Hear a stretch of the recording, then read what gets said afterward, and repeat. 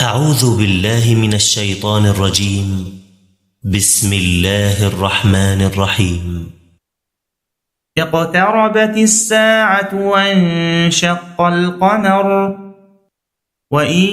يروا آية يعرضوا ويقولوا سحر مستمر وكذبوا واتبعوا أهواءهم وكل أمر مستقر ولقد جاءهم من الأنباء ما فيه مزدجر حكمة بالغة فما تغني النذر فتول عنهم يوم يدعو الداع إلى شيء نكر خش عن أبصارهم يخرجون من الأجداث كأنهم جراد منتشر مهطعين إلى الداع يقول الكافرون هذا يوم عسر كذبت قبلهم قوم نوح فكذبوا عبدنا وقالوا مجنون وازدجر فدعا ربه أني مغلوب فانتصر ففتحنا أبواب السماء بماء منهمر وفجرنا الأرض عيونا فالتقى الماء على أمر قد قدر وحملناه على ذات ألواح ودسر تجري بأعيننا جزاء لمن كان كفر ولقد تركناها آية فهل من مدكر فكيف كان عذابي ونذر ولقد يسرنا القرآن للذكر فهل من مدكر كذبت عاد فكيف كان عذابي ونذر إنا أرسلنا عليهم ريحا صرصرا في يوم نحس مستمر تنزع الناس كأنهم أعجاز نخل منقعر فكيف كان عذابي ونذر ولقد يسرنا القرآن للذكر فهل من مدكر كذبت ثمود بالنذر فقالوا أبشرا منا واحدا نتبعه إنا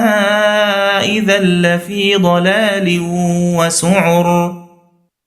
ألقي الذكر عليه من بيننا بل هو كذاب أشر سيعلمون غدا من الكذاب الأشر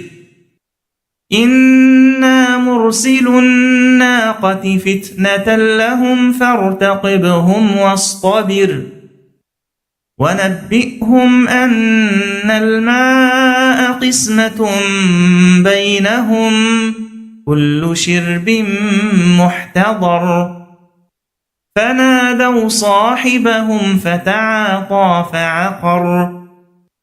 فكيف كان عذابي ونذر إنا أرسلنا عليهم صيحة واحدة فكانوا كهشيم المحتضر ولقد يسرنا القرآن للذكر فهل من مدكر كذبت قوم لوط بالنذر